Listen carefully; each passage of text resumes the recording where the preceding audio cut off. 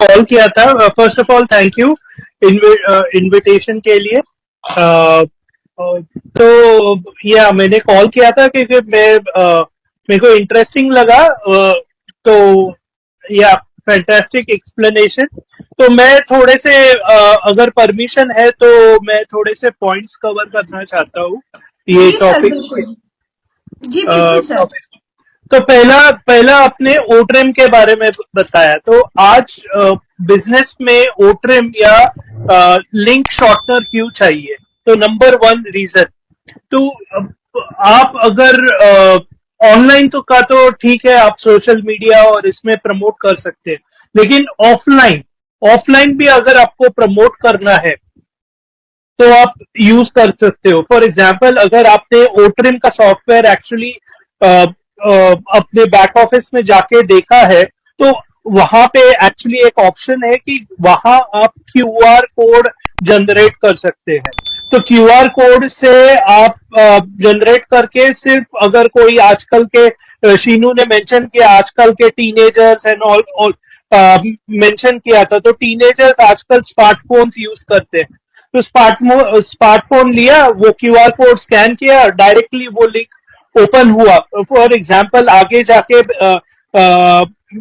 May be अपना may be आप आपका डोमेन आ जाता है तो आप ऐसे ही कर सकते हैं कि उसका लिंक शॉर्टनर कर सकते हैं और उनको दे सकते हैं और वो क्यूआर कोड बना सकते हैं और क्यूआर कोड से वो ओपन हो जाएगा।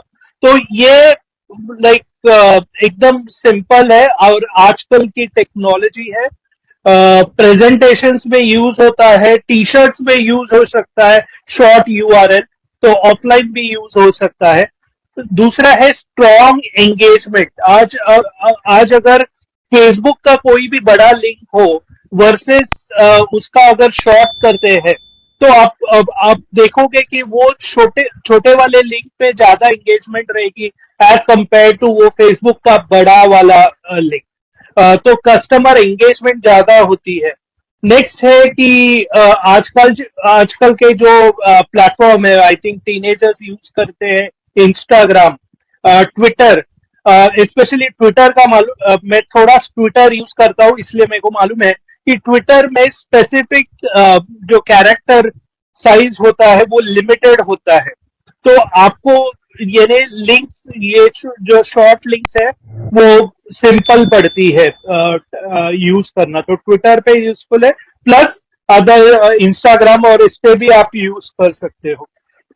Next next get insights about the campaigns. यानी अगर आप एक कैंपेन रन कर रहे हैं उसके बाद हमारे पास इनबिल्ट सॉफ्टवेयर है और एडवांस सॉफ्टवेयर भी है ओ ट्रैकर, जो एक्चुअली आपका यानी ट्रैकिंग करेगा कि ये सोशल मीडिया पे कितने लोगों ने क्लिक किया, ये कितने लोगों ने लाइक, तो उससे आपको समझेगा क्या कि ओके ये समाओ मेरा लिंक बराबर नहीं चल रहा है, मेरे को कुछ करना पड़ेगा।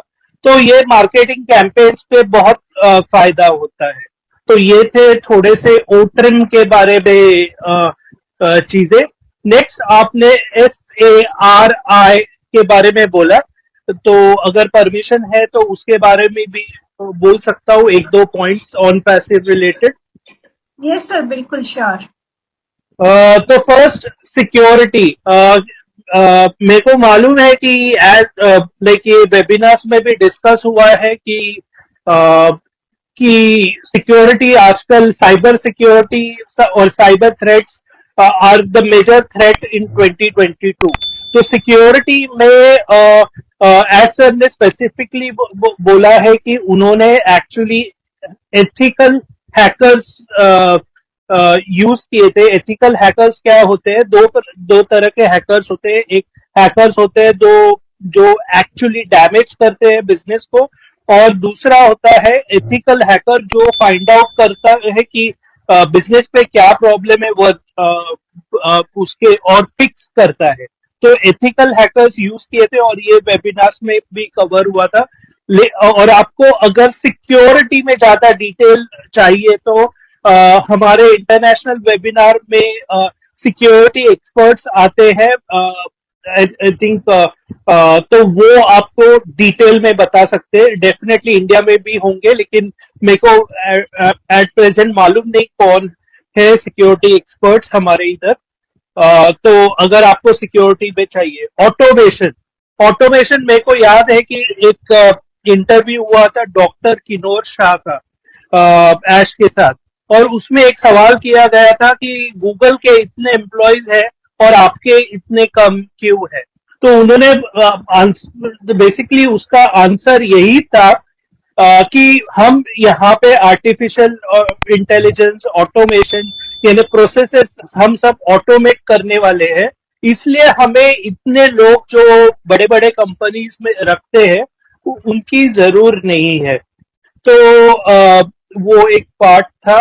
नेक्स्ट है रिलायबिलिटी। रिलायबिलिटी डेफिनेटली आपने बहुत अच्छी तरह से एक्सप्लेन किया, लेकिन मैं जस्ट एक पॉइंट ऐड करूंगा कि अगर आपको याद है कि एज सर ने बोला था कि हमारे 3 आईज है, तो थर्ड आई जो है, जो बाहर के लोग हैं, बाहर के लोग क्या करते हैं, ये टेस्टिंग कर रहे हैं हमारे सॉफ्टवेयर का। तो एक बार यानी वो चेक करते हैं कि हमारा सॉफ्टवेयर बराबर है कि नहीं, तो उसका मतलब है कि हमारा सॉफ्टवेयर अगर थर्ड पार्टी यूज कर रही है और उनको अच्छा लग रहा है, तो उसका मतलब है कि वो यानी सॉफ्टवेयर स्टेबल है, रिलायबल है, तो हम वो भी कर रहे हैं। तो ये पॉइंट मैं डालना चाहता था। इनोवेशन, इनोवेशन में आपने टेक्नोलॉजी के बारे में बोला, फ्यूचर टेक्नोलॉजी, डेफिनेटली हमारे फ्यूचर टेक्नोलॉजी, और बार बार एज सर ने बोला है कि हम जो अपकमिंग टेक्नोलॉजी है उस पे ऑलरेडी काम कर रहे हैं। आपने ये वर्ड सुना रहेगा, इनोवेटिव लैब्स।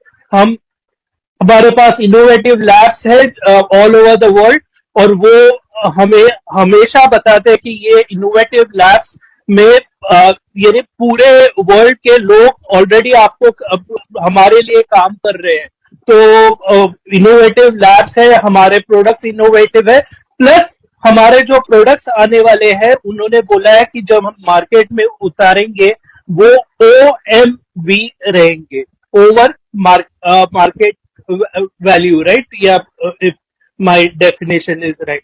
तो यानी जो एकदम इनोवेटिव डिसरप्टिव टेक्नोलॉजी के साथ हम उतरेंगे। तो यही ऐड करना था। Thank you very much for the opportunity. Back to Harpreet and Shiv. Thank you sir, हमारे वेबिनार को